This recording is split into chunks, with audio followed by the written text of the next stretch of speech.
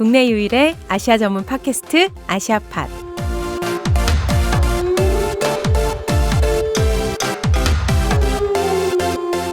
안녕하세요. 참여연대 신미지 간사입니다. 아시아팟 99회. 와, 두근두근해요. 벌써 99회라니.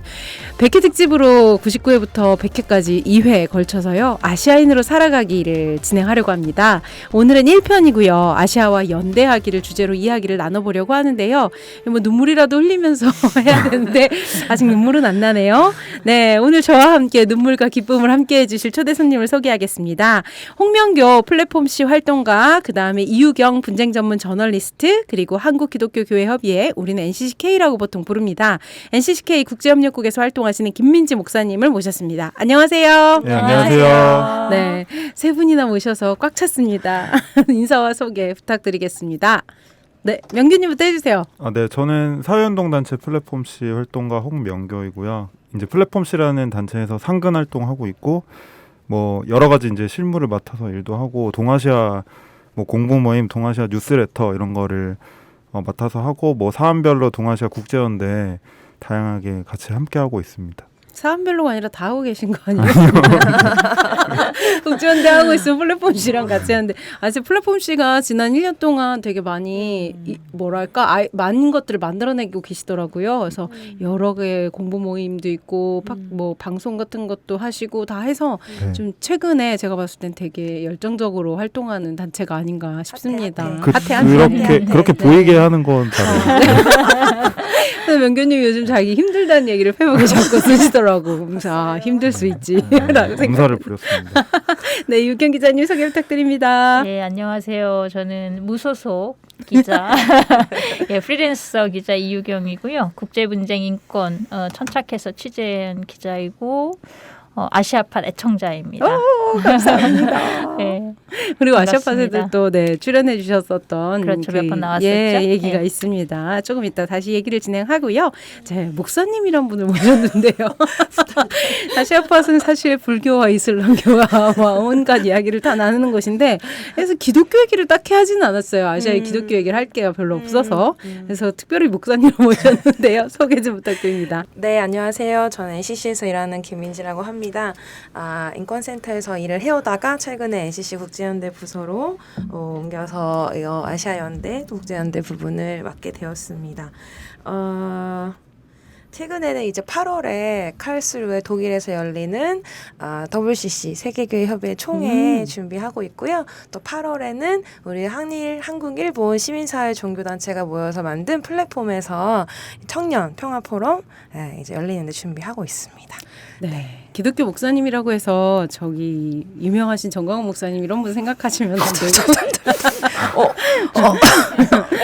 좀 다른 많이 다르죠. 네, 세계교회 협의회도 좀 더 다르잖아요. 우리가 생각하는 일반적인 기독교보다 그런 얘기도 이따가 조금 더 해주시면 좋을 것 같아요. 네, 제가 조금 말씀드리기도 했지만 홍명교 활동가님은 동아시아 데모 이야기 코너로 해서 진짜 동아시아 데모 얘기만 소개를 하셨는데요. 근데 재밌는 얘기가 되게 많았고요. 이유경 기자님은 현장에서 온 전화라는 코너로 현장에 진짜 취재 가신 분을 제가 전화통을 붙잡고 어떠냐 이렇게 물어보기도 했는데, 이 아시아팟에 두 분은 출연을 하셔서 들어보시기도 하고 출연도 하셨는데, 김민지 목사님은 제가 미리 드린 리스트로 혹시 듣고는 오셨죠, 목사님? 그럼요. 네. 네, 자주 듣습니다. 네, 퀴즈 내볼까요? 부탁드립니다. 네, 그래서 이렇게 들어보시고 참여하시고 하셨던 분들한테 아무래도 아시아팟이 거의 99회 100회 다 돼가니까요. 아시아팟이 어땠는지 좀 평을 좀 듣고 싶고요. 그다음에 또 의미를 또 되새겨보고 싶다는 생각이 듭니다. 칭찬도 좋고요. 비판도 좋아요. 그래서 아시아팟 어떻게 평가하는지, 어떤 의미가 있는지 한 분씩 말씀 부탁드릴게요. 근데 뭐 저는 칭찬밖에 생각이 안 나더라고요. 뭐 딱히 비판할 건 명규님은 사실 되게 시니컬하신데 아시아팟에 오셔서는 굉장히 칭찬만 남발을 하시네요. 네, 아니 뭐 비판할 때는 저는 생각 안 나고 저는 되게 재밌게 계속 들었고. 아, 그랬어요. 너무 감사해요. 네. 그러니까 원래 한국 시민사회가 이제 국제적인 어떤 도움을 받는 거에 되게 익숙하잖아요. 네. 그리고 그래서 이제 국제연대 하면은 어디 가서 이제 도와달라고 하는 거. 뭐 노동조합에서도 국제연대 하면은 어디 가서 이제 지원해달라고 하는 거. 뭐 이런 건데. 근데 이제 아시아팟은 이제 아시아라는 범주에 시야를 이제 맞춰서 우리가 이제 단순히 도움받는 국제연대 이런 게 아니라 그 아시아라는 틀을 가지고 어떻게 이제 우리나라를 뛰어넘어서 국제 문제에 관심을 갖고 이런 거를 할 수 있는 좀 그런 인식을 할 수 있는 틀인 것 같아요. 그래서 요즘에는 뭐 지정학 이런 거 관심 되게 많잖아요. 네. 아저씨들 지정- 막 이게 온갖 아저씨들. 지정학자들이 나와서 온갖 자기들이 이제 바둑판을 내려다보듯이 막 얘기하잖아요. 근데 이제 그런 게 아니라 이제 그 억압받는 사람들의 목소리를 더 담으려고 하는 것 같고, 그러니까 좀 더 다른 이야기, 그런 국제 지정학 이런 얘기가 아니라 다른 관점에서 하는 이야기들을 좀 아시아팟을 통해서 많이 저는 들을 수 있어서 너무 아쉽습니다. 너무 안타깝습니다. 맞아요. 네. 극찬해 주셨어요. 네. 아닙니다. 네, 유경 기자님은 어떻게 보셨나요? 네, 저는 기자로서 비판과 또 이제 긍정적인 면 객관적으로 맞아요. 양면을 좋아요. 다 얘기를 해볼게요. 일단 아시아팟이라는 이제 그 타이틀 자체가 이 프로그램의 장점을 아주 축약한 것 같은데 국내 유일의 아시아 팟캐스트 이렇게 소개를 하시잖아요. 네. 그러니까 이런 이제 팟캐스트나 이제 방송 쪽으로 지면에는 조금 있었어요 과거에. 근데 이제 방송 그게 뭐 TV든 뭐 라디오든 뭐 이런 팟캐스트 이 분야로는 굉장히 그 좋은 시도였던 것 같아요. 그래서 지금 이제 시즌 1이 종료된 게 너무 아쉬운데 네. 제가 본 이제 구체적으로 가장 큰 장점은 제가 보기에는 여기에 이제 그동안 많은 그 연구자분들, 전문가분들 이 어떤 특정 주제나 지역에 천착해서 아주 막 정말 파헤쳤던 그런 분들을 모셔서 얘기를 들었잖아요. 저는 그 다양한 분들 전문가들을 발굴했다는 게 되게 큰 장점인 것 같아요. 예. 제가 이제 언론에 대한 비판을 많이 할 때 혹은 이제 시민사회에도 같이 이제 해당이 되는데 어떤 특정 이슈가 터졌을 때 국제적으로 그 이슈에 대해서 전문가들한테 이제 마이크를 줘요. 네. 뭐 코멘트도 따고 근데 엉뚱한 사람한테 물어보는 걸 많이 그러니까 가끔 봐요. 그러니까 맞아요. 누구한테 무엇을 물어봐야 되는지를 모르는 거예요. 기자들도 모르고.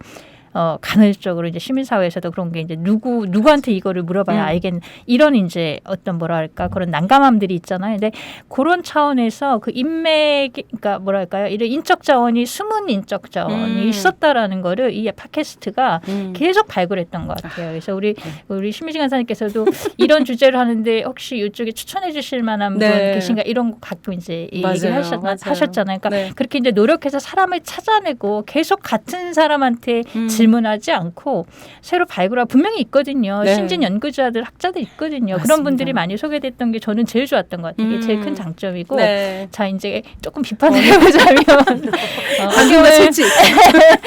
뭐 동전의 양면일 수도 있어요. 그러니까 네. 이거는 이제 제가 아는 어떤 특정 이슈에 대해서 그거를 이제 다른 분들이 나와서 얘기를 하셨을 때 이제 약간 좀 저건 아닌데 이렇게 좀 거슬렸던 부분이 없지는 않았어요. 네, 그러니까 네. 뭐냐면 이런 프로를 할 때 어떤 전문가분이나 그 이제 게스트 분을 모시고 이제 얘기를 들을 때 그분이 하는 얘기에 대해서 사실 검증하기는 어렵잖아요. 맞아요. 그렇죠? 나와서 이제 모시고 얘기를 듣는 입장이고 그러다 보니까 근데 이제 그분들이 하시는 말씀 중에 뭐 팩트 체크가 좀 필요한 부분 이런 게 가끔 제가 보기엔 있었던 것도 없지는 않았거든요. 네. 그래서 그런 부분들이 뭐 크로스 체킹 되기는 좀 어려웠고 그런 게 많지는 않았지만 그런 게 또 이제 여과 없이 우리 네. 청취자분들에게 전달됐을 때 맞아요. 혹시라도 왜곡된 그런 게 전달되지 않을까 이런 거는 조금 약간 이제 그 장치가 좀 없었다는 네, 점은 좀 아쉬움으로 맞아요. 남습니다. 네, 기자님이 그래서 가끔 얘기해 주시기도 해서 그래서 제가 조금씩 바꿔놓고 이러긴 했는데 이게 진짜 어려운 게 제가 아시아 지역을 다 알면은 뭔가 체크할 텐데 그걸 또 모르다 보니까 이게 어떤 부분이 틀렸는지 어떤 부분이 맞는지를 저도 청취자처럼 그냥 흡수를 하다 보니 그런 경우가 있었어요. 근데 말씀하신 대로 뭔가 장치가 있었다면 뭔가 틀린 게 있으면 바로잡아 달라라거나 이런 게 있었다면 논쟁을 같이 한다거나 그런 게 좀 아쉬운 거는 맞는 것 같습니다. 너무 감사해요. 목사님은 어떻게 저는 지금 마지막으로 얘기하려니까 두근두근하고 네. 저는 이유경 네. 기자님 말씀에 네, 많이 동의를 하고요. 우선 음. 처음에 들었을 때 굉장히 반갑다는 생각을 많이 했던 게 국내 시민사회나 종교계에서 이렇게 아시아 문제를 가지고 롱텀으로 기획해서 특히 전문 식견을 가진 분들, 경험이 있으신 분들을 모셔놓고 깊은 이야기를 하는 그런 플랫폼이 찾아보기 어려웠다라는 생각이 들고요. NCC 입장에서는 사실은 민주화 시기부터 이제 필리핀과 같은 국가는 한 반세기 정도 계속 연대해 왔지만 이게 이제 담을 넘어서 이제 한국 사회 전반적으로 이런 이야기들을 소개하고 좀 기획하는 프로그램은 굉장히 좀 오랜만에 본 것 같다는 생각이 좀 들었고요. 특히 이제 해외 문제라고만 생각할 수 있는 아젠다들을 가져와서 소개하고 우리의 일이라고 서로 어떤 논의할 수 있는 장을 만들어 주신 것 같아서 저는 굉장히 깊은 의미를 두고 아이고, 들어왔습니다. 칭찬받으려고 연시간 같은 느낌이. 진심입니다. 아, 너무 감사합니다. 저희가 이게 처음 시작할 때는 저는 없었어요. 2017년에 처음 시작할 때는 백가윤 간사가 선생님. 있었고요. 그리고 몇 회 안 하다가 이미영 간사가 또 몇 회를 안 하고요. 전 10회부터 했더라고요. 그래서 제가 90회 정도를 한 건데 약간 이거는 고집 같은 게 있었어요. 내가 저 100번은 하고 끊는다 뭐 이런 게 있어가지고 100개를 하고 나니까 뭔가 시원섭섭하긴 한데 부족한 면도 당연히 너무 많았죠. 근데 같이 와주셔서 도와주신 진짜 학자 선생님들하고 지금 유경 기자님이나 명교님 같은 분들이 계속 같이 지원해주시고 너무 긍정적으로 함께해 주셔서 그래서 이만큼 끌어왔던 것 같다는 생각이 많이 듭니다.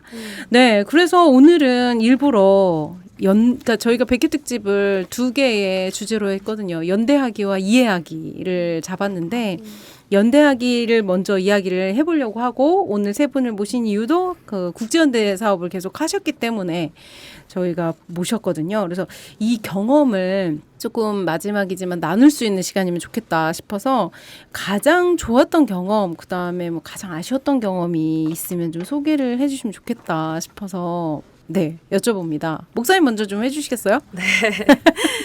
저는 사실 가장 귀했던 경험이기도 하지만 참 슬펐던 경험인데요. 2020년에 저희가 그 필리핀 네그로스 섬에서 활동하는 자라 알바레즈 활동가님을 초청해서 한국에서 필리핀 인권 보고 대회를 한 적이 있어요. 네.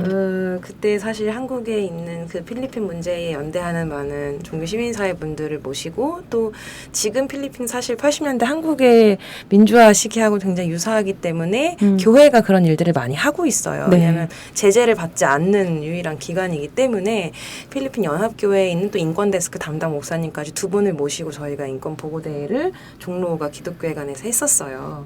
그래서 이러한 자리를 계속해서 이렇게 아시아파처럼 지속적으로 만들어 가야겠다. 그리고 의기투합도 하고 다음엔 우리가 필리핀으로 간다. 이런 일들을 도모하고 헤어졌는데 당시에는 너무 지금도 그렇겠지만 정치적 저항이 곧 인권 어떤 탄압의 표적이 되어버리는 상황이라 그 친구가 어떤 일을 했냐면 네그로스 섬에서 그 가난한 이들을 모아서 가난한 이들과 함께 이런 자립할 수 있는 그런 활동들 그리고 해외로 계속 이 문제를 전달하는 그런 스피커 역할도 많이 해왔었어요. 그래서 UPR 같은 작성을 할 때도 주도적으로 그 카라파탄 조직 안에서 이렇게 네. 해왔던 친구인데 결국에는 한국에 돌아가서 몇 개월 있다가 자경단에 의해서 살해가 되었어요. 그래서 초합적 살인의 대상이 되었는데 제가 이렇게 언어로만 그런 운동을 뭐 성명을 쓰고 어떤 대회를 하다가 제 친구가 정말 그런 살인 대상에 대해서 일을 겪다 보니까 이게 정말 그때는 참 큰 충격을 받았었고 그 이후에 조금 더 깊이 있게 제가 아시아 인권 문제에 좀 다가서게 되는 특히 필리핀 관련해서는 그런 계기가 되었던 것 같아요. 네. 맞아요. 그랬을 것 같아요. 이게 단순히 글이나 이런 걸로만 만나는 게 아니라 직접적으로 사람 이야기니까. 네. 그때는 정말 큰 충격을 받았었어요. 근데 이제 지금은 이제 앞으로 해야 할 일이 정말 많다라는 생각을 하고 있고 좀 더 깊이 연대의 고리를 만들어 가야겠다 이제 그런 생각을 했는데 좀 아쉬운 것은 이게 국내 문제가 계속 골이 깊어지는 것 같아서 이게 필리핀 국내 아니요 한국 이제 한국 한국에서 국내에, 저 같은 네. 우리와 같은 사람들이 아시아 문제를 좀 더 이제 깊이 있게 가져가야 하는데 한국 사회 안에도 너무나 많은 아젠다들이 지금 우리 너무 다이나믹하잖아. 골이 깊어지고 있고 특히 이번 만만치 않아요. 정부가 바뀌면서는 더 할 일이 많아지고 사실 맞아요. 활동가들이 교계나 시민사회 다 부족한 상황이라 한 사람이 어떤 것을 가지고 깊이 있게 해나가야 되는데 맞아요. 한 사람이라는 거예요. 한 사람이 여러 개를 해야 되잖아요. 저는 제가 한 3마리였으면 좋겠다 이런 생각할 맞아요. 때가 있는데 맞아. 그런 건 좀 아쉬운 것 같아요. 분신술 같은 거 예. 썼으면 좋겠다. 네, 신미지 1, 쉽게였으면 신미지 좋겠고. 유경 기자님은 어떻게 경험 있으세요? 저는 조금 이제 포지션이 조금 다르다 보니까 그렇죠. 예, 이제 활동가보다는 언론인의 네, 포지션으로 맞아요. 얘기를 좀 드리면 약간은 이제 좀 어떤 제너럴한 그런 접근으로 우선 얘기 드리면 이제 언론인은 언론인 간의 뭐 연대도 물론 있겠죠. 근데 일단 이제 국제 이슈 취지 자체가 국제 이슈 특히 아시아에 천착해 보면 뭐 정의 문제라든가 네. 뭐 탄압 그다음에 뭐 억압 뭐 인권 문제 뭐 이런 그러니까 소위 이제 우리 활동가분들이 이렇게 이제 삶으로서 이렇게 다루는 그러니까 일로서 삶으로서 다루는 이런 어떤 키워드들을 저희도 당연히 같이 안고 갈 수밖에 없거든요. 그쵸. 그러니까 그게 뉴스니까 그게 뭔가 기자들이 들여봐야 되고 취재해야 되니까 그러다 보니까 너무나 자연스럽게도 이 활동가분들의 연대 영역에 기자들이 이제 기웃거릴 수밖에 없는 거예요. 네, 그래서 이제 뭐 어떤 NGO든 시민사회 단체에서 이렇게 활동하는 것을 굉장히 중요한 취재의 대상이고 네. 그리고 이제 정보 공유라든가 이런 것들이 불가피하면서도 굉장히 이제 적극적으로 좀 이루어져야 저희도 이제 취재가 되고 이러다 보니까 저는 그런 차원에서 연대 이슈를 좀 이렇게 제 개인적으로 받아들이고 있어요. 네. 그리고 개인적으로는 내가 어떤 그런 이제 뿌듯함 이런 이제 연대라는 키워드를 통해서 뿌듯함 느꼈던 이런 거는 막 딱히 막 따다닥 떠오르지는 않은데 2008년에 네. 제가 취재했던 한 이슈 자체가 사실은 이제 한국에 잘 많이 안 알려졌던 아마 거의 안 알려졌던 이슈였어요. 집속탄이라는 거, 그 클러스터 밤, 네, 뭐 네. 클러스터 어미니션 이렇게 표현하는 거 있잖아요. 그게 이제 한국에서 생산하고 수출하고 뭐 그리고 이제 수입도 하고 근데 그게 파키스탄으로 수출됐다라는 이제 제보를 받아서 취재를 이제 들어갔었고 네. 그래서 이제 한국의 풍산과 하나기업에서 그런 그 국제사회가 그 당시에 이 무기를 금지해야 된다라고 전체적으로 막 목소리를 모으고 금지 협약을 추진하는 그 와중에 네. 완전히 그 대세에 전혀 그 이제 역행하는 그런 이제 상황들이 있었어요. 한국에서. 그 두 기업이 그 파키스탄에 수출하고 그러면서 이제 제가 이제 파헤쳐 보니 한국에서 이제 그런 그 군수 산업의 이제 문제 뭐 이런 것들 네. 그래서 그 취재를 해서 기사를 썼었는데 네. 그 이후로 제가 알기로는 그 이후로 조금 이제 텀이 있긴 했지만 네네네. 한국 그 시민사회에서 이제 반군사주의 운동하시는 이런 분들이 네. 그 이슈에 대해서 좀 적극적으로 그걸 좀 의제화해서 캠페인 뭐 이슈 파이팅도 하고 캠페인 이렇게 하시면서 또 매일 연락도 받고 뭐 이랬던 기억이 있어요. 그래서 기자들은 그렇죠. 이제 그런 식으로 뭔가 우리가 취재한 것들이 이 사회적으로 이제 반향을 일으킬 수 맞아요. 있는 그 영역에 우리 활동가분들이 같이 이제 언론과 이렇게 어떤 공조할 수 있는 그런 이제 공간 이런 네. 게 형성되는 것 자체가 되게 이제 그게 보람인 것 같아요. 예. 맞아요, 맞아요. 예. 그 아마 그 집속탄 문제는 아마 참여대 평화건축센터가 같이 아마 그래요. 했었던 것 같은데 그 뒷얘기를 슬쩍 들었을 때 한국에 수출 안 하면 중국 거 산다. 뭐 결론이 아예 못 사게가 안 네. 되는 그런 한계가 있다고 얘기를 듣긴 했던 것 같아요. 그 금시협약이 미국도 그 저기 비준 안 했고 이스라엘도 안 했고 안 한 네. 나라 많긴 맞아요. 해요. 예. 근데 여하튼 그게 이제 국제적인 흐름이었고 이제 지뢰도 금지했던 것처럼 이것도 맞아요. 왜냐하면 이게 너무나 엄청나게 저기 살상 무기이고 하나 폭탄 터뜨려서 그 자탄들이 막 수백 개가 떨어지면서 정말 많은 그 피해를 맞아요. 보거든요. 그리고 그게 가장 뭐랄까 정말 테러블 레거시가 있는 데가 우리가 전혀 상상하지 못했던 그 조용한 평화로운 나라 라오스예요. 맞아요. 그렇게 하다 보니까 제 취재하다 보니까 과거 그 베트남전 그 기간 동안 CIA의 비밀 전쟁을 통해서 그 나라를 완전히 쑥대밭으로 만들었 이런 것들 이제 역사 공부도 하면서 그때 레거시와 지금의 상황이 굉장히 그냥 계속 연결이 되는 이런 것들에 대해서 좀 이렇게 깊이 있고 좀 뭐랄까요 긴 호흡으로 이 이슈를 했었던 그런 기억이 있고 그게 저는 이제 시민사회에서 그 의제를 받았을 때 되게 기뻤던 것 같아요. 네. 네. 그러고 나서는 또 더 못하긴 했던 것 같아요. 계속 이어지는 못했죠. 네네네, 맞아요. 하지만 어쨌건 그렇게 언론으로 또 같이 기사화해 주시고 해서 아마 사람들은 그걸 깨닫지 못했을 거예요. 우리가 그런 걸 생산해가지고 그렇죠. 팔고 있다는 것 자체를 그런 걸 좀 알린 거라는 의미에서는 아주 중요한 의미였지만 더 열심히 해야 되겠다. 부탁합니다. 아직 나왔다. 저 어떡하죠? 할 일이 너무 많은데. 너무 많아요. 네. 명교님 명교님 경험도 좀 알려주시면 좋겠는데요. 네, 저는 뭐 개인적으로는 이제 대학교 때 그 당시에 이제 그 2000년대 초에 이주노동자 미등록 이주노동자 강제 추방 이게 이제 굉장히 불거지고 이주노조 막 만드는 운동들 막 이렇게 했었잖아요. 명동성당에서 농성하고 그때 이제 열심히 연대하면서 뭐 그때 뭐 방글라데시에서 온 뭐 비두 위원장이나 이런 사람들이 막 강제로 막 붙들려서 가는 거 보고 막 이런 거 보면서 이렇게 이주노동자 문제에 그때 이제 관심을 갖게 됐고요. 그 전에는 완전 이제 제 기억에는 제가 완전 민족주의자였던 것 같고. 근데 이제 그런 경험들을 거치면서 국뽕 예, 그런 그 사람이거든요. 약간 네. 그 한국에서 중고등학교 나오면은 민족주의자가 될 수밖에 없어요. 근데 이제 그런 걸 거치면서 이제 관심이 넓혀지고 나는 애국자 아니다. 나안 된다. 아니다.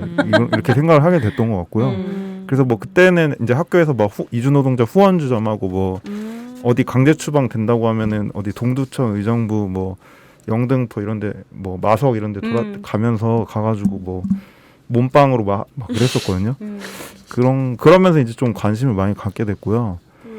이제 근데 이제 노동조합이나 이제 사회운동단체 이런 데서 활동을 하다가 그 좀 동아시아 국제연대가 중요하겠다 이런 생각이 들기 시작을 했던 거는 막 미국 사회나 이런 데가 변하는 걸 보면서 되게 막 그 타국의 노동자를 혐오하고 이런 식으로 번져가는 걸 보면서 한국도 머지 않았다 이런 느낌이 곧 약간 따라가겠다, 이런 들기 느낌. 시작을 하면서 그래서 이제 저는 베이징에 가서 거기에 있는 노동운동가들이랑 사회운동가들이랑 교류하고 만나고 그러면서 이제 그때 이제 경험이 굉장히 뜻깊고 그때 맞아요. 많은 약속을 하고 왔거든요. 서로 이제 약속 서로 어떻게 지켰어요? 뭘 그러니까 뭔지 알 것 같아. 네, 저 이게 인터뷰 온라인으로 인터뷰해서 거기 뭐 기고도 하고 글도 보내주고 막 이런 거는 많이 했는데 이제 그 후에 뭐 민주노총에서 11월달에 아시아 노동조합 활동가 네트워크 이런 거를 하는데 그때 초청하겠다 뭐 이런 이제 막 약속 엄청 많이 했어요. 공수표를 엄청 날리고 왔는데 근데 이제 뭐 위험하네. 코로나도 있고 뭐 이제 거기 또 탄압도 굉장히 심해가지고 맞아요. 많이 잡혀가고 막 이래서 그래서 약속을 많이 못 지킨 게 좀 아쉬운 아쉽죠. 점이고요. 근데 이제 그래도 이제 아직 무사히 있는 분들이랑 연락을 하면서 그런 교류를 이어가야겠다고 생각을 하고 있고 그러니까 홍콩 항쟁이 터졌을 때 홍콩 같이 이제 참여연대 분이랑 같이 가고 이랬는데 근데 그때도 이제 거기 가서 노동운동 하시는 분들이나 이렇게 만나서 뭐 많은 약속을 또 하고 왔는데 지금 다 감옥에 감옥에 계셔서 계셔. 예, 그게 좀 굉장히 아쉽고 그러게요. 그런 것 같아요. 그러니까 그 후로도 뭐 이렇게 일본 활동가들이나 뭐 대만 활동가들이랑 이제 교류하고 뭐 말레이시아 어디 뭐 막 이런 분들이랑 이제 관계를 맺으면서 이제 목표는 어쨌든 그런 다양하게 동아시아 안에서 활동하는 노동운동하는 이런 사람들의 어떤 네트워크를 확장하고 뭐 나중에는 어떤 그 동아시아 활동가 무슨 이런 자리를 회동의 자리를 뭐 2년에 한 번이든 3년에 한 번이든 하는 그런 걸 하는 게 꿈인데 근데 아직은 굉장히 요원한 것 같고 그래서 민지님이 얘기하신 거랑 비슷하게 저도 그런 아쉬움이 많이 남고요. 네. 뭐 맞아요. 그냥 어쩌겠습니까? 그냥 열심히 해야죠. 네. 맞아요. 국제연대 활동하는 분들이 그런 비슷하게 아쉬움들을 많이 갖고 계신 것 같고 또 우리가 할 일이 많은데 하지 못하는 그 한계가 갖는 좀 그런 마음들이 많으신 것 같아요. 그래서 요거를 우리는 어떻게 해결할 수 있을까 고민이 많긴 한데 네, 우선 또 명규님 같은 경우는 지금 플랫폼 C를 통해서 국내 아시아팟 같은 역할을 하기도 하잖아요. 이어서 이제 질문 드리고 싶은 네네 뉴스레터도 하고 또 거기에 되게 그 나라에 있는 유명한 학자들의 학자 아니라 활동가들의 글도 또 번역해서 저는 좀 많이 읽어봤거든요. 전혀 몰랐던 이야기들을 많이 전해주고 계셔서 이런 일들을 하고 있는데 플랫폼 C 처음 만들 때와 지금 구상이 그대로 가고 있어요?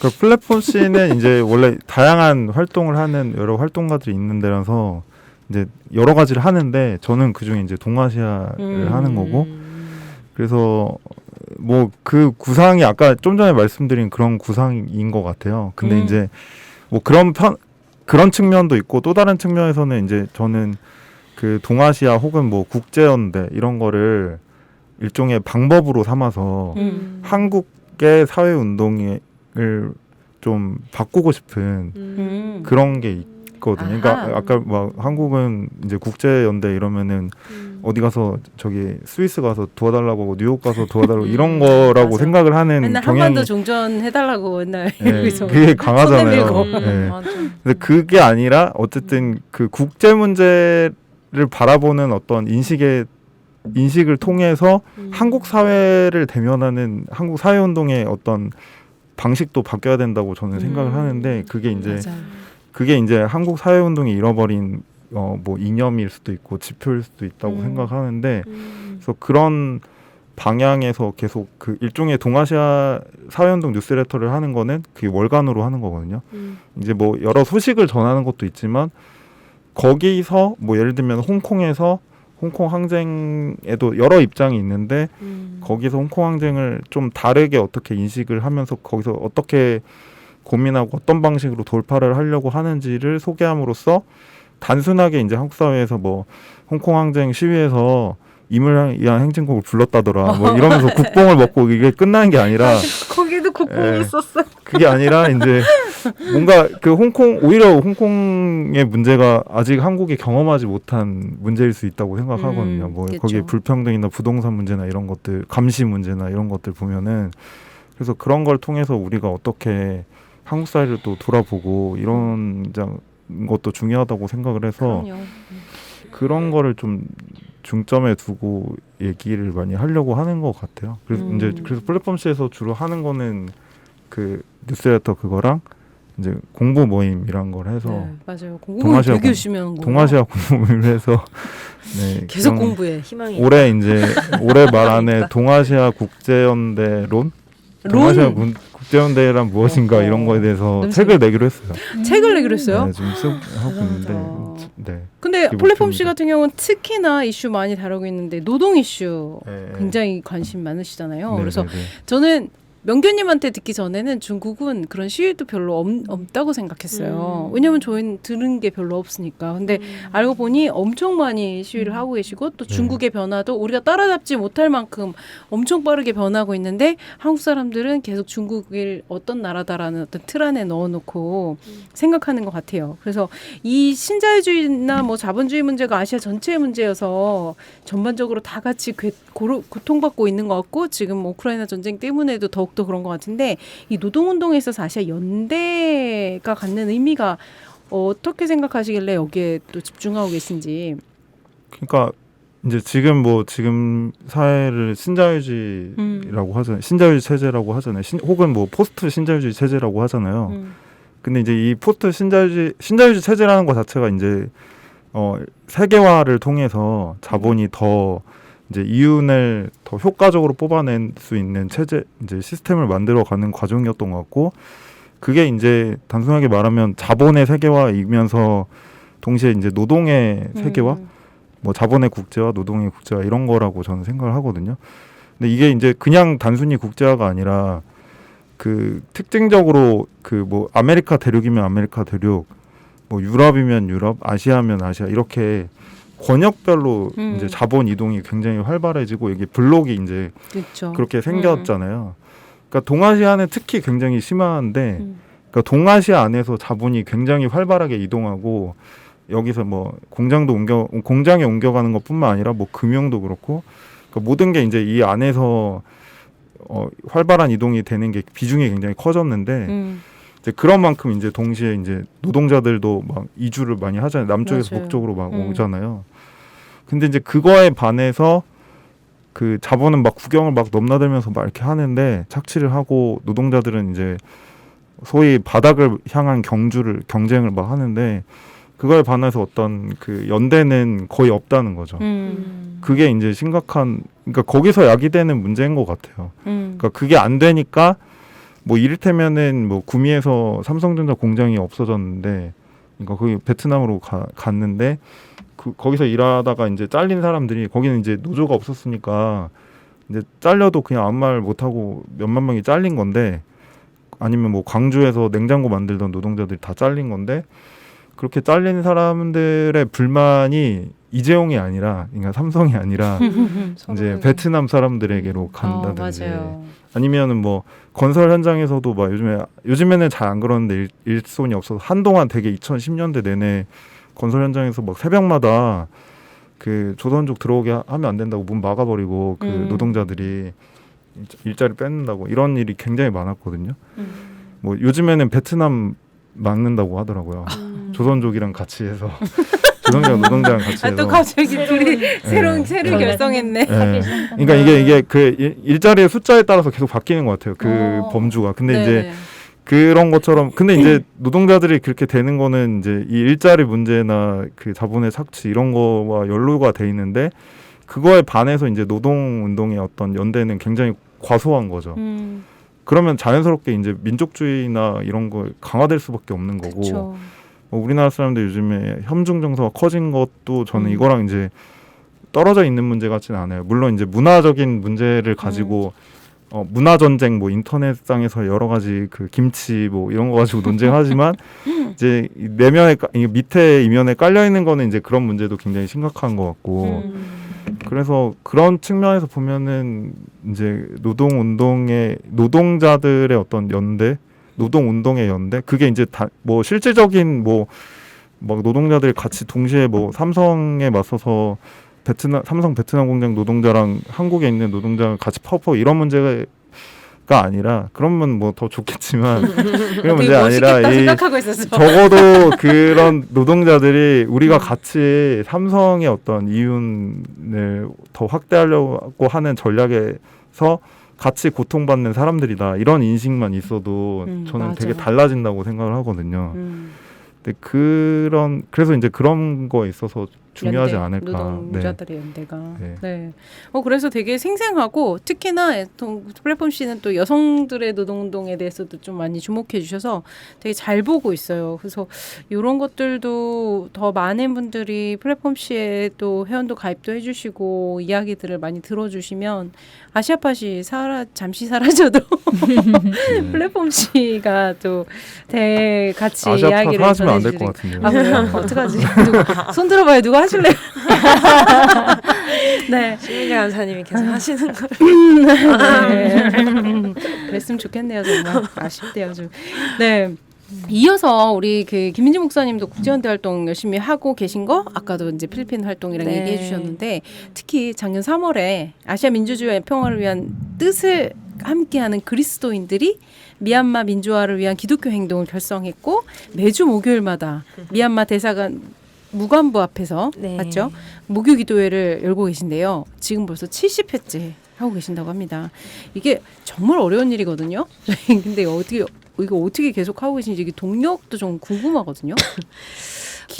뭐 불심은 아니죠. 이거 신심으로 노동단결 이런 거예요? 네, 뭐 당연히 그런 저희 가치적인 부분도 있었을 거라 당연히 있고요. 저도 굉장히 놀랐어요. 이것을 1년 동안 우리가 네. 계속 할 수 있을까? 처음에 그렇게까지 처음에 할 수 있을 이제 것이다 생각 못한 거예요? 이제 사실 종로 5가 에큐메니컬 운동 하시는 이제 교회 관계자들 교계 쪽은 이제 아무래도 그 80년대에 그 민주화 투쟁에 가담했던 그런 기억들 본인이 이제 감방에 다녀오고 고문당했던 기억들이 있기 때문에 그 미얀마 버마 문제가 터졌을 때 굉장히 적극적으로 저희가 모여서 연대를 금방 결성했었어요. 그래서 지금 한 20여 개 단체가 같이 하고 있는데 뭐 YMCA, YWCA부터 해서 그리고 또 그 NCC 국제위원회, 정의평화위원회, NCC 인권센터, 와. 청년단체들이 다 들어와서 뜻을 함께하고 있는데 사실 이것을 이어가는 과정에서는 저는 광주의 잔상도 좀 있었을 것 같고 당시에 굉장히 미디어를 통해서 사진이나 영상이나 이런 것들이 굉장히 업데이트가 빨리 되면서 이 볼 수 있는 쿠데타를 눈으로 볼 수 있는 시대가 되어버렸다 하여서 많은 분들이 여기에 좀 동조하지 않았나라는 생각이 들고요. 그리고 굉장히 그 쿠데타라는 방식에 있어서 그 트라우마가 또 한편으로 작동을 했던 것 같아요. 특히 에큐메니카 운동 쪽에 계시는 분들에게. 그래서 그러한 부분들이 좀 많이 작용을 했던 것 같고요. 그리고 사실 기독교의 본질에 대해서 많이 사실 한국 사회에서 지금 굉장히 어려운 상태잖아요. 교회에 대한 사실 그 평가를 맞아요. 입에 담을 수 없을 정도로 특히 코로나를 지나면서 그런데 저희가 계속해서 이 운동을 하는 데에는 기독교의 본질과 가치에는 사랑과 평화와 정의와 인권과 이런 인간의 존엄에 대한 문제들을 객관적으로 우리가 포용할 수 있는 본질과 굉장히 맞닿아 있다라는 점이라고 생각을 해요. 그래서 종합적으로 보았을 때 이러한 것들이 다 작용을 했고 또 코로나를 글쎄요 뭐 정권에 대한 여러 가지 것들이 또 반영이 된 것 같은데요. 일단은 그렇게 1년을 같이 지나왔고 사실 저는 미얀마 민주화 기독교 행동의 굳이 결실이라고 하면 좀 그렇지만 결실은 저희가 인도주의적인 지원도 계속 하고 있고 사실 버마 플랫폼이라고 해서 아시아에 있는 YMCA 지부와 미국 교회, 캐나다 교회, 독일 교회, 더 브레드 포 더 월드라는 휴머니테리언 에이드를 하는 곳과 계속 연대해서 지원은 하고 있지만 네. 현지에 사실은 저희가 돈을 보내는 거 외에 저희가 할 수 있는 건 별로 맞아요. 사실 참 그게 어려워요. 그러나 저는 이 1년간의 여정에 있어서 우리의 결실이 있다면 이 사람들이 남는다. 이 미얀마 쿠데타를 통해서 아시아 민주화나 아시아 어떤 평화를 위해서 일하고 관심을 가진 사람들이 남았고 이분들이 계속해서 이제 이 아시아 문제를 교계 안에서 계속 이끌어갈 어떤 학습을 하고 좀 주도적으로 관심을 가질 수 있는 그룹이 형성되어 가고 있는 것이 아닌가라는 생각을 되게 많이 했습니다. 네. 아니 근데 뭐 처음에야 언론에도 많이 나오고 했지만 지금은 미얀마 기사 하나도 안 나오잖아요. 이런 와중에도 지금 계속 하고 계셔서 그게 되게 대단하다고 생각을 하긴 했거든요. 저희가 그 끈기 있게 하는 게 저희 네. 좀 주특기게 나옵니다. 종교인들이 가지고 계신 예. 끈기라는 게 또 대단한 있어요. 저력이죠. 네. 그래서 너무 안타까워. 그러니까 제가 봤을 때는 저희도 그렇겠지만 뭐 시민단체들도 급한데 먼저 지원을 하다 보니까 이게 장면만 바뀌는 것 같은 느낌인 거예요. 미얀마 했다가 우크라이나 했다가 맞아요. 이제 또 홍콩하면 홍콩 했다가 맞아요.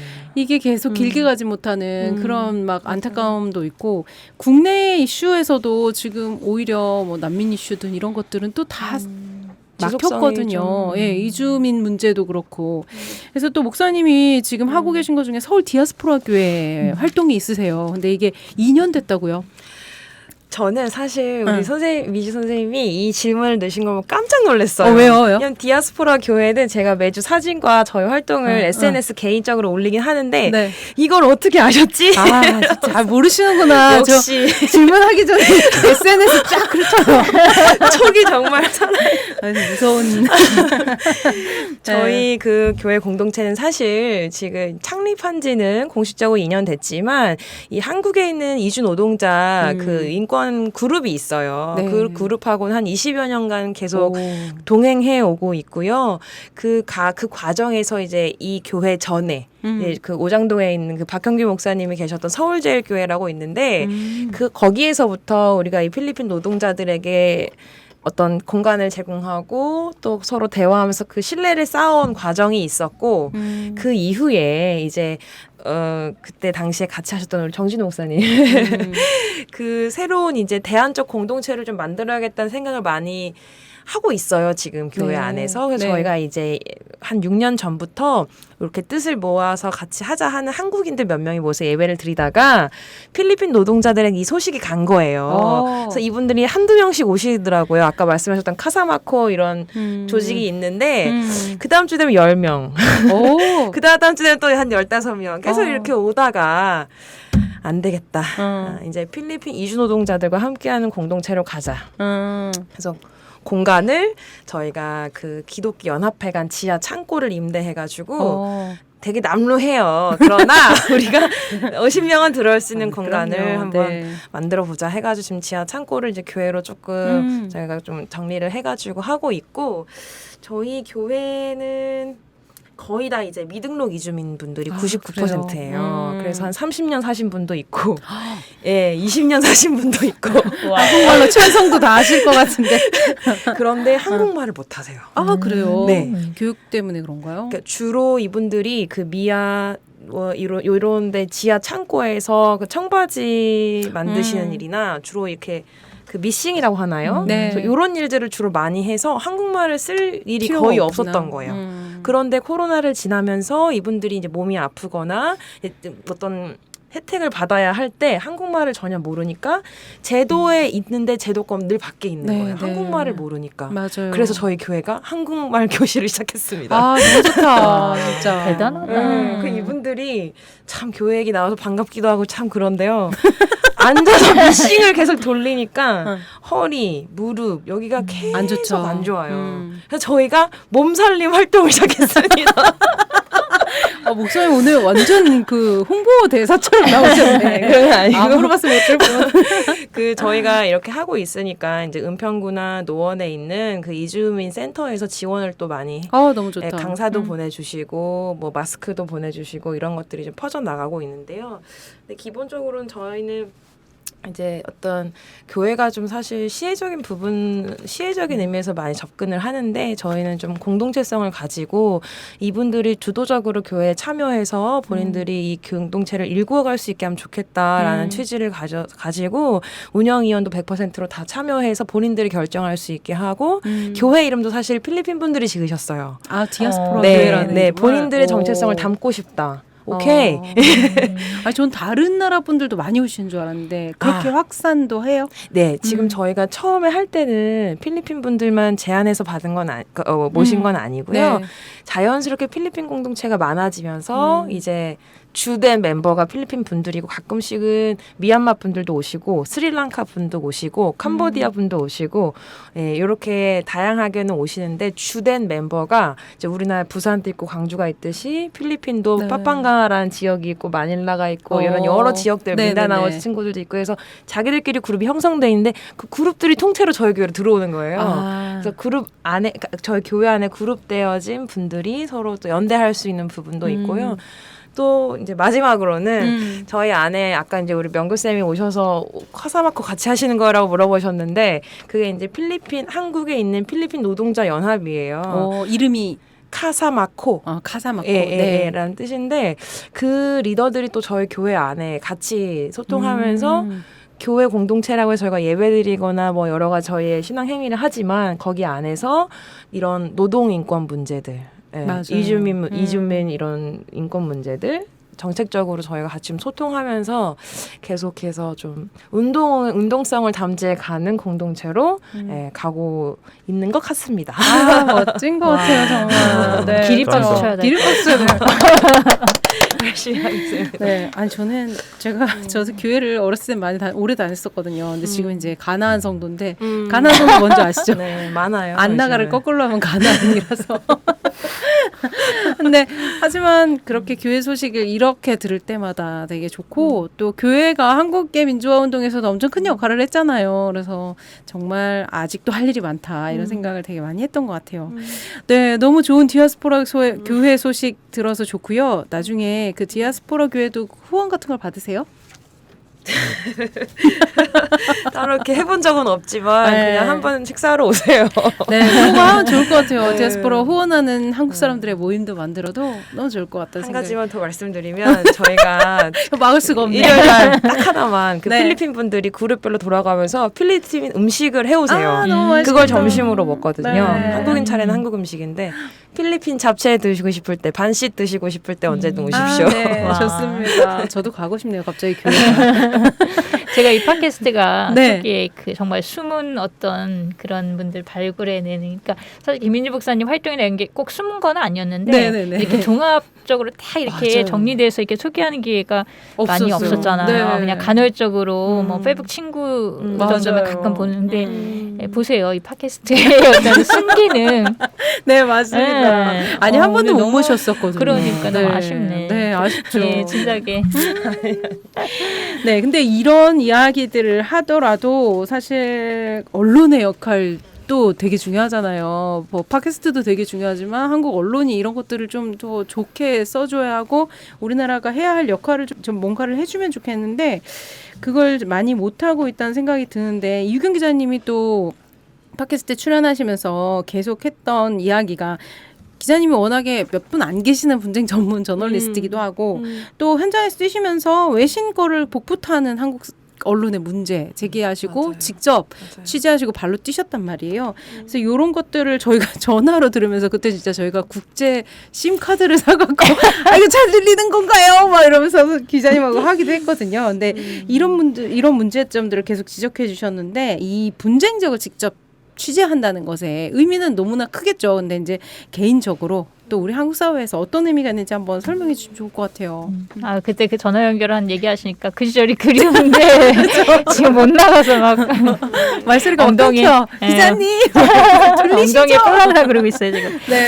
개인적으로는 사실 뭐 파산의 지름길이고요. 네. 개인적 의미는 갑자기 찌리리 우리 모두 저들 궁금했어요. 맞아요. 어떻게 다 하시나. 그러니까 굉장히 취재 비용이나 이런 게 많이 드는 영역이기 때문에 이미 뭐 그러니까 소위 말해서 뭐, 이렇게 뭐 수익이라든가 이렇게 나중에 플러스가 그런 거는 전혀 없어요. 아우 데프리팅이 나와 절대 아니고요. 네. 하여튼 그래서 이제 개인적으로 그렇고 근데 그럼에도 불구하고 지금 뭐 우리 계속 얘기하듯이 연대나 그런 뭐랄까 이제 언론의 영역에 그러니까 언론의 어떤 그 이제 기관이나 뭐 언론사들이 이런 부분에 대해서 뭐 무관심해왔고 그랬던 게 저는 조금 지금 깨지고는 있는 것 같아요. 네, 최근 네. 몇 년간에 그거는 이제 바람직한 어떤 전개 상황이긴 한데 여전히 부족한 게 많고 그런 면에서 이제 저는 개인적으로 그런 게 좀 있는 거죠. 그러니까 나는 봤다. 나는 목격했다. 나는 거기 갔었다. I was there. 이런 어떤 그런 그러니까 개인적으로는 그게 이게 이제 좀 뿌듯함 같은 건데 네. 그런 것을 자꾸 제가 이제 스스로 좀 재생시키면서 이 제가 취재하고 이렇게 공유하는 이런 이슈들이 얼마나 중요하고 네. 사회적으로 그 연대의 어떤 그 소스들을 자꾸 제공하고 이런 데 내가 얼마나 중요한 역할을 하고 있는가 그런 그 보람과 뿌듯함으로 제 이제 뭐랄까요 그 서스테이너빌리티 지속 가능한 지속 가능한 이게 이제 지금까지 왔던 것 같아요. 네. 대단하세요. 너무. 그런 면에서 이제 연대를 뗄래야 뗄 수 없는 사실 같아. 실천의 하나이시기도 한 것 같아요. 개인적 실천. 개인적으로 그쵸? 그리고 이제 또 좋아하고 재밌어하고 음. 이런 것도 무시할 수는 없는 것 같아요. 그러니까 네. 이건 누가 시켜서 할 수 있는 일은 아닌 것 같고요. 그쵸. 그래서 만약에 이제 언론사 소속돼서 뭐 국제부의 담당이 떨어져서 이제 어떤 뭐 오더에 따라서 취재를 가야 되고 이렇다라면 좀 다를 수는 있을 것 같아요. 근데 이제 한국은 언론사가 이제 부서로 이제 돌아가는 로테이션 네. 시스템이다 보니까 그거조차도 그러니까 오더를 받아서 취재를 하고 이런 거조차도 너무 일회성에 그치는 경우가 많아요. 그러니까 한 3년 국제부 있다 다른 데 가야 되고 뭐 이러니까 맞아요. 지속 가능성이 정말 기회가 그러니까 그럴 어떤 환경이 아닌 거죠. 그래서 이제 한국 언론의 국제 보도가 되게 취약하다고 보는데 뭐 저 포함해서 극소수의 언론인들이 계속 이제 어떻게 보면 좀 미쳐가지고 재밌어 하기도 하고 맞아요. 뭐 어떤 동기에서건 계속 천착하는 부분이 있다라는 게 계속 좀 가치가 좀 평가받았으면 좋겠어요. 예.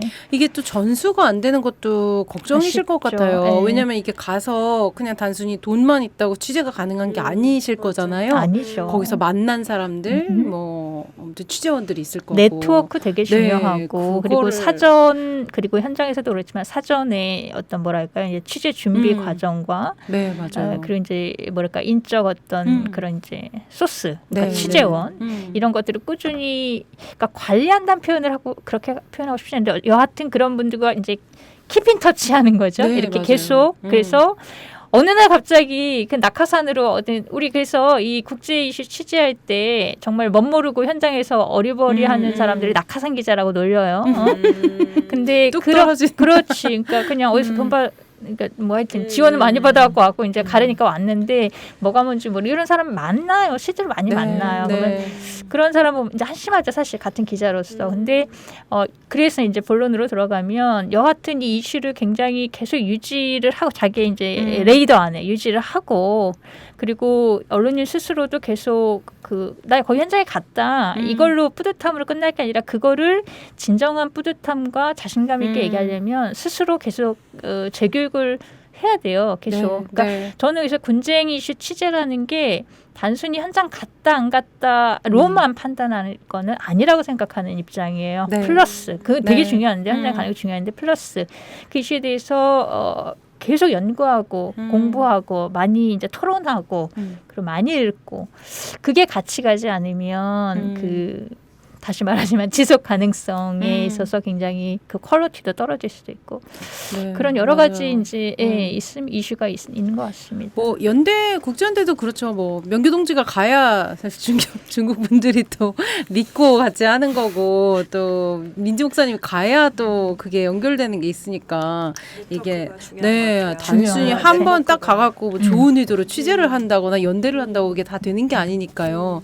그만큼 사람이 중요하고 또 그걸 뒷받침하는 게 너무너무 중요한데 지난 6월에 이호경 기자님이 그 금지된 현장이라는 제목으로 여권법 개선을 위한 세계 분쟁 지역 사진전에 함께 하셨어요. 저도 이거 기자님 거 질문 찾다가 알게 됐어요.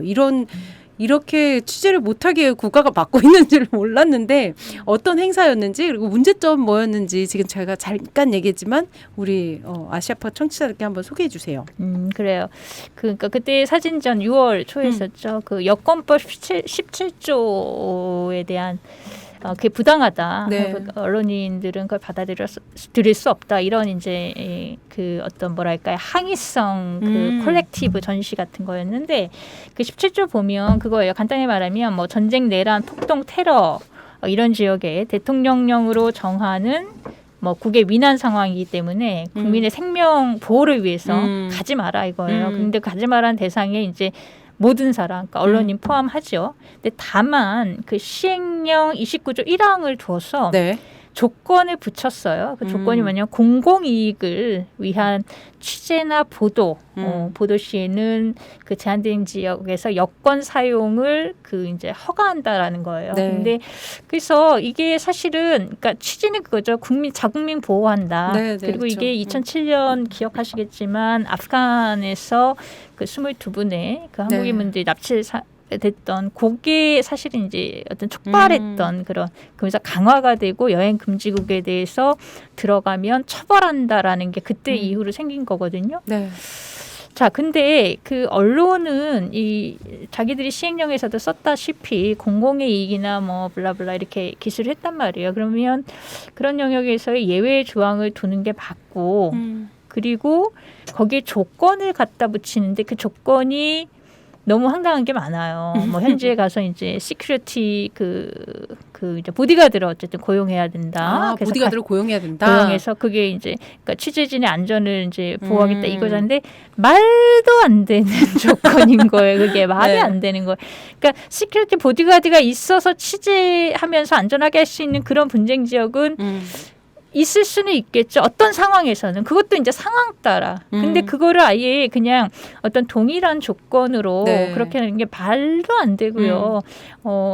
내 한 몸 건사하기도 힘들 수도 있고 굉장히 신속하게 정말 재빠르고 신속하게 그렇죠. 그렇게 해서 막 그래야 되는 게 그리고 어떤 상황이 언제 벌어질지 모르고 아침에 들었던 정보가 저녁에 달라질 수도 있고 그러니까 굉장히 가변성이 심한 지역의 취재인데 거기에 어떤 동일한 뭐 어떤 그런 조항을 두고 이러이러한 조건에서만 취재를 국가가 허용한다. 그래서 이거는 말이 안 되고, 그러니까 그 관할부서가 외교부인데 외교부가 소위 이제 이 취재를 이제 뭐랄까 데스크 역할을 하겠다라는 그런 네. 그러니까 사실상 해석을 하자고 하는데 그건 말이 안 되죠. 네. 예. 그리고 이제 이거는 취재에 대한 전반적인 봉쇄나 거의 마찬가지이고. 그래서 이번에 전시를 이렇게 기획하게 된 거는 사실 한국의 그 온빛이라는 네. 다큐멘터리 사진가 그룹이 있어요. 네. 그러니까 이 문제가 가장 직접적으로 몸으로 와닿는 그 직업군이 언론인 중에서도 사진가 그룹이고 네. 또 다큐멘터리 하시는 분들이에요. 왜냐하면 이 사진과 다큐멘터리 그림을 그림을 담아야 되잖아요. 그러니까 현장에 가야 되는데 못 가게 하면 안 되잖아요. 맞아요. 그러니까 못 가잖아요. 그래서 사진가 분들 그다음에 다큐 하시는 분들에서 16분이 이제 참여를 했고요.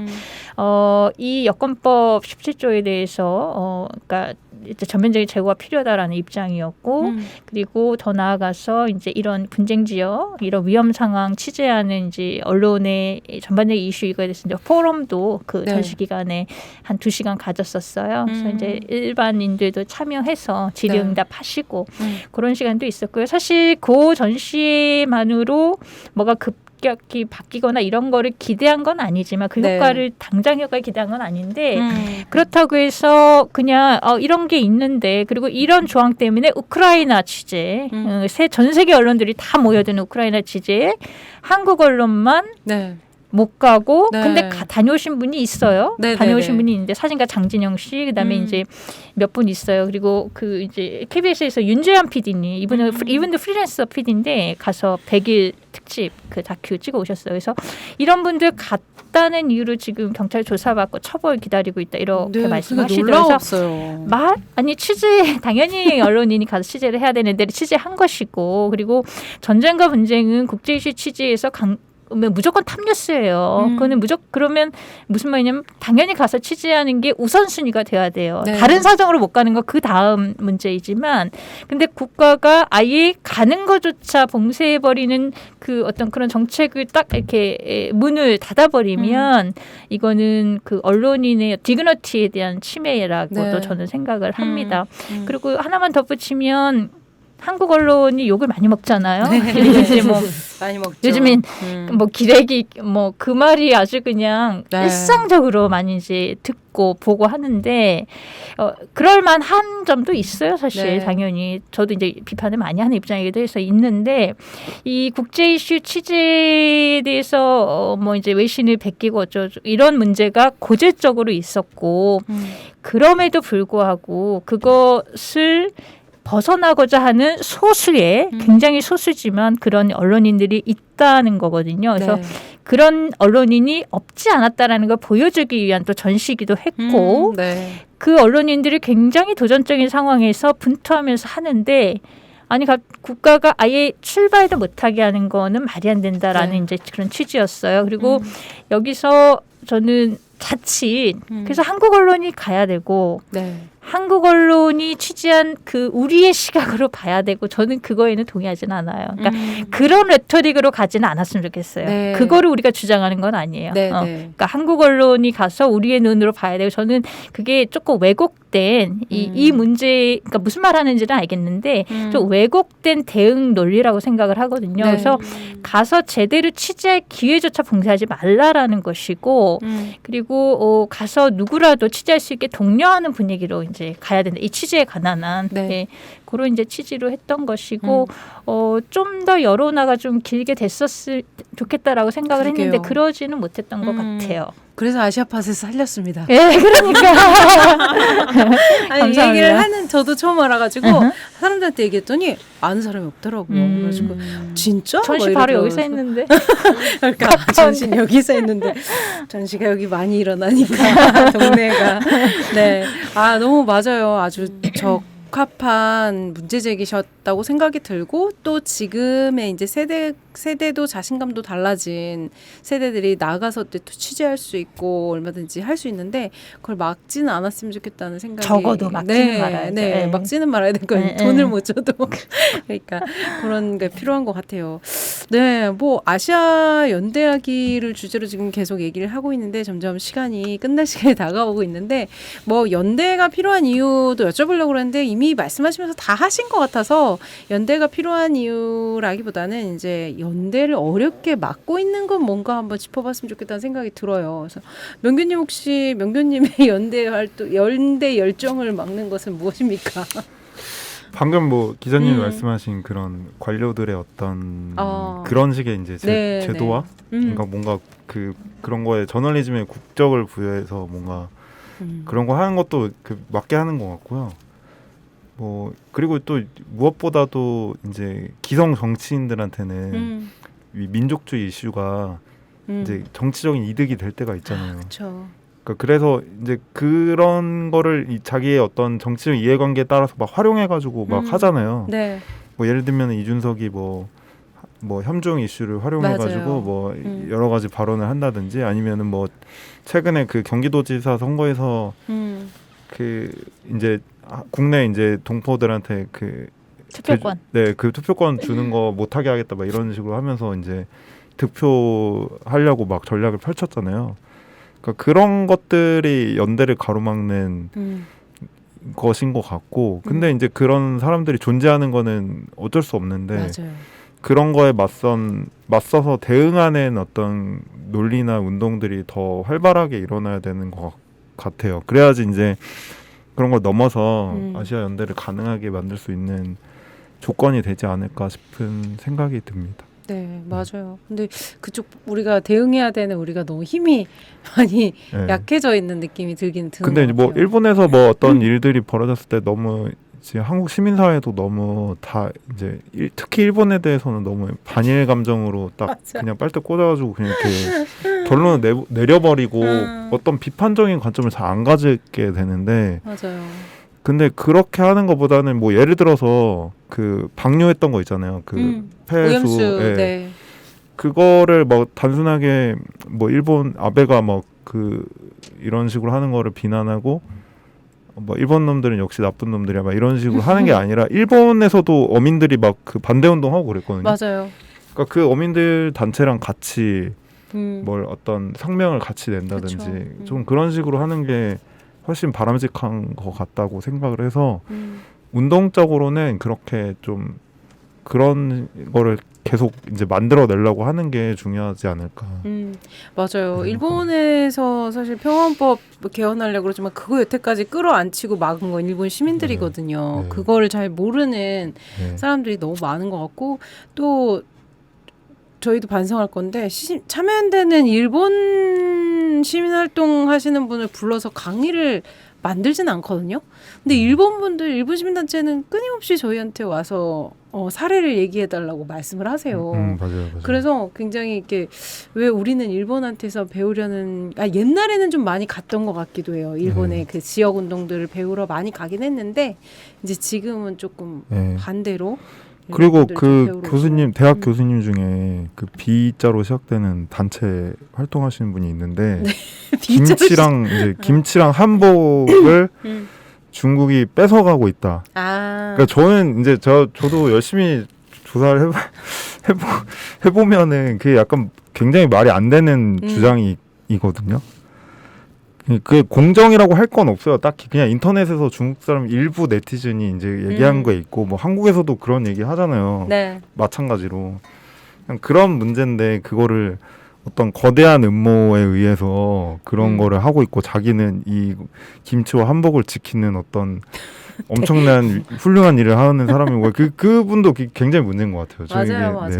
그게 그런 맞아요. 거를 좀 제대로 비판하고 이런 게 좀 필요하다 하지 않을까 이런 생각. 아니 뭐 베트남 가도 쌀국수 있고 태국 가도 쌀국수 있고 라오스 가도 쌀국수 있는데 서로 쌀국수 원조 얘기 안 하잖아요. 그런 거여야 되는 것 같아요. 네, 김민지 목사님 혹시 연대를 어렵게 하는 건 뭐가 목사님의 발목을 잡나요? 뭐 여러 가지가 있는 것 같은데요. 저는 전 난데 맨날 내가 나의 발목을 네, 말씀하세요. 사실은 그 아시아에 저희 아까 NCC 이름 설명해 주실 때처럼 NCC라는 구조가 이제 각 지역에 있기 때문에 사실은 우리 친구들의 문제라는 생각을 저희는 피부로 먼저 하게 돼서 사실 아시아 연대라는 것 자체가 교계나 NCC에서 힘들다기보다는 연대라는 거 서로 연결되어 있다는 걸 깨닫지 못하게 하는 지금 사회적 구조가 굉장히 문제인 것 같아요. 우리가 연대 결국 민과 민가의 연대와 소통이 살 길이라는 것을 우리 스스로 깨닫고 주도적으로 일을 해나가는데 방해되는 요소들은 오히려 이러한 지금 아까 우리 선생님들이 말씀하신 그런 구조 안에서 이런 일들을 해나가야 되는 그러니까 아까 우리 공장 얘기 홍명규 선생님 많이 하셨잖아요. 네. 결국 자본가들이 만들어온 구조 안에서 시민들이 서로 갈등할 수밖에 없는 구조. 이 구조가 연대하기 굉장히 어렵게 만든다는 생각을 많이 했고 사실은 아시아인들은 식민 지배 경험, 권위주의 독재의 경험 여러 가지 저희가 경험한 여러 가지 역사에 공통된 지점들이 있는데 그것들은 사실 개별이 해결해 갈 수 있는 문제가 아니라 서로 계속 만나고 소통하고 힘을 모아야 우리가 이 구조를 바꿔나갈 수 있다고 생각이 들고 그런 부분들, 그런 지점들, 의식화들을 어떻게 계속 지속해 갈 수 있는가 저는 그게 가장 저의 개인적인 고민인 것 같습니다. 네. 예, 예. 역시 고민을 많이 하셨던 저는 언어가 좀 많이 걸리던 모두의 과제인 것 같아요. 저의 게으름과 언어. 네, 기자님 혹시 기자님의 연대 열정을 가로막는 것은 무엇입니까? 저는 이 질문, 그러니까 제 개인에 대한 개인의 이제 그런 가로막는 게 무엇인가라는 이런 질문을 받아들이기보다도 네. 제가 이제 업저버로서 이제 취재 오랫동안 해온 그런 이제 기자로서 봤을 때 아시아에서 연대를 가로막는 게 무엇이었느냐 이렇게 이제 그렇게 무엇이었느냐? 이해를 했어요.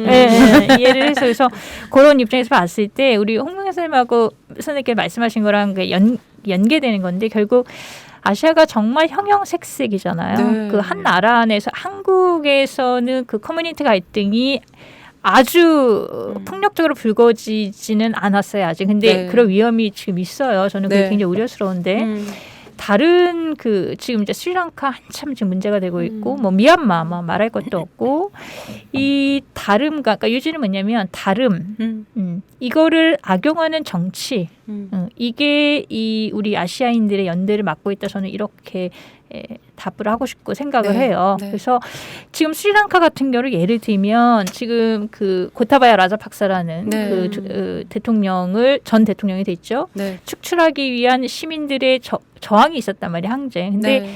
그 항쟁 공간이 주류 그 싱할라 커뮤니티 위주로 결성이 돼서 이렇게 이제 뭐랄까 운동을 해오고 있는데 자 그런 공간에 왜 다른 커뮤니티가 똑같은 뭐랄까요 정말 그러니까 100% 동의하는 어떤 입장으로 그 자리에 함께하지 못하고 왜 그러는가라는 그런 질문을 이제 던져보게 되거든요. 네. 그러니까 오랫동안 인종 문제 겪으면서 생겼던 골과 그리고 서로 우선적으로 지향하는 그러니까 먼저 요구하는 게 또 다른 지점이 있단 말이에요. 그 타밀 커뮤니티는 네. 지금 뭐 경제 문제도 당연히 어렵지만 경제 문제 그분들은 계속 어려웠기 때문에 그거 플러스 정의 그 고타바야라는 그 전쟁 범죄 혐의를 받는 그 사람에 대해서 그 사람이 경제 문제를 망쳤기 때문에 추출해야 된다라는 거 of course. 근데 그것뿐만이 아니라 그가 저질렀던 전쟁 범죄가 그를 축출하는 이유가 같이 돼야 된다라는 어떤 이런 그러니까 그런 것들이 같이 가지 못하는 거. 그러니까 다름을 악용해왔던 정치가 너무나 뿌리박혀 있기 때문에 네. 시민사회 영역에서조차도 그러니까 시민 영역에서조차도 이 부패하고 독재적인 정치가를 몰아내는 그 운동 영역에서도 가차이가 어려운 그런 배리어들이 있는 거예요. 네. 그러니까 스리랑카를 한 예로 들면 그리고 이제 뭐 그거는 한 예에 불과하고 여러 사례들이 그런 게 워낙에 많기 때문에 저는 다름을 악용하는 정치가 그 우리 시민 사회에서 그 경계를 두지 않아야 되는 것까지도 불필요하게 그 정체성의 정치가 너무 과하게 또 강조가 된다던가 네. 그런 커뮤니티 갈등을 좀 키운다던가 이런 문제가 있었던 것 같아요. 그래서 네. 그 부분에 대한 문제의식 그리고 그게 한국 사회에서도 상당히 좀 긴장해야 되고 그런 시기가 왔다. 아까 그 김치 얘기나 뭐 이런 거 하셨잖아요. 그리고 이제 우리 함중 정서가 네. 너무 일반화돼 가고 있는 거 저 네. 굉장히 우려하거든요. 맞아요. 그런 것들, 그런 레토릭이 아주 그냥 아무렇지도 않은 문제가 없는 것처럼 얘기들을 하는데 그거 굉장히 문제 있는 건데 이런 식의 그 다름을 우리 일상 우리가 자연스럽게 받아들인 그거는 우리가 용납해서는 안 된다고 생각을 해요. 그래서 그런 정치를 타파해야 된다. 그런 레토릭에 대해서 순응하지 말아야 된다. 이게 네. 문제 있다라는 것조차 문제의식을 못 느끼는 것부터 이제 이 위험 신호다라는 거. 맞아요. 예, 그런 얘기를 좀 하고 싶습니다. 끔찍하네요. 우리도 위험하다 이 말을 들으니까 너무 끔찍해요. 네, 이제 거의 끝났습니다. 세 번 모셔놓고 말을 하니까 아주 지금 한 밤새서 들어도 괜찮을 것 같은데. 네, 마지막으로 그 아시아인으로 살아간다는 게 무엇일까 이런 고민을 아시아팟의 시작도 그랬고 참여연대 국제연대 위원회도 아시아인으로 살아가기에 대한 질문을 수십 년째 던지고 있고 또 한국 사회의 우리들도 그런 고민을 던져봐야 될 것 같다는 생각이 들어서요. 마지막 질문으로 아시아인으로 살아간다는 것이 무엇인지에 대해서 한 번씩 얘기해 주시고 이제 청취자들께 마지막 인사해 주시면 좋을 것 같아요. 네. 그러니까 너무 어려운 것 같은데요. 그렇죠. 너무 어렵죠. 그 굉장히 어려운 질문인 것 같아요. 왜냐하면 아시아는 그 원래 항상 이제 서구에 의해서 규정되는 존재였기 때문에 역사적으로는. 근데 이제 어려운 것 같은데 어쨌든 그런과 동시에 아시아적인 뭐 주체성도 있을 것 같다는 생각은 들고 근데 이제 말씀하셨다시피 너무 다양하고 그리고 되게 불확실한 게 있고 20세기에는 또 되게 다른 경험들을 겪은 여러 나라들이 있고 그러니까 뭐 이를테면은 일본처럼 이제 어떤 그 굉장히 강한 열강의 질서에서 이제 제국주의적인 침략을 한 사회가 있고 침략 받은 데가 있고 맞아요. 반식민지가 있고 뭐 이렇잖아요.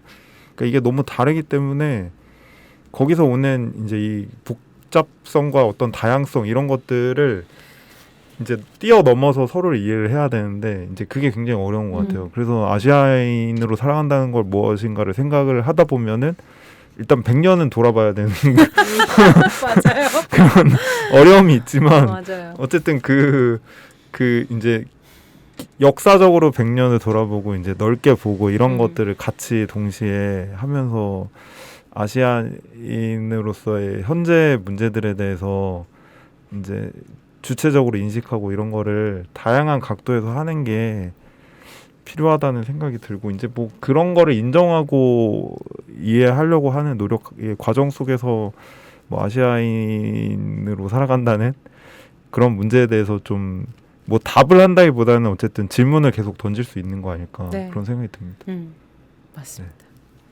기자님 어떠신 것 같아요? 저는 우선 이렇게 대답하고 싶어요. 흑백 논리에 휘둘리지 않는 거, 않고 살기. 그러니까 우리는 흑도 아니고, 그러니까 인종적으로 이렇게 보면 피부색이나 흑도 아니고 백도 아닌데 그게 어느 쪽이 옳다 그렇다의 그런 세상을 거부해야 되는 거잖아요. 누구더라도.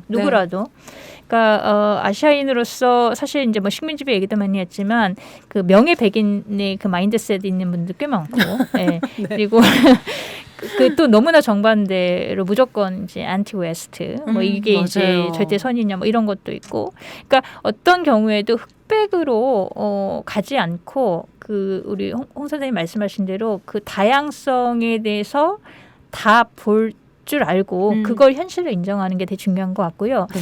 마지막으로 하나만 첨언하자면 이 연대 얘기를 우리가 오늘 많이 했는데 저는 우리가 연대할 때 그리고 이제 아시아인으로서 연대할 때 뭐 이런 부분에 있어서 우리가 연대할 때 어떤 공통 분모를 찾으려고 많이 노력을 하긴 해요. 근데 저는 조금 거기에 도전하고 싶은 게 있어요. 네. 그러니까 공통 분모를 찾으려는 노력에 너무 몰입하다 보니까 무리한 비교를 하게 되고 무리하게 똑같다고 얘기를 해요. 네.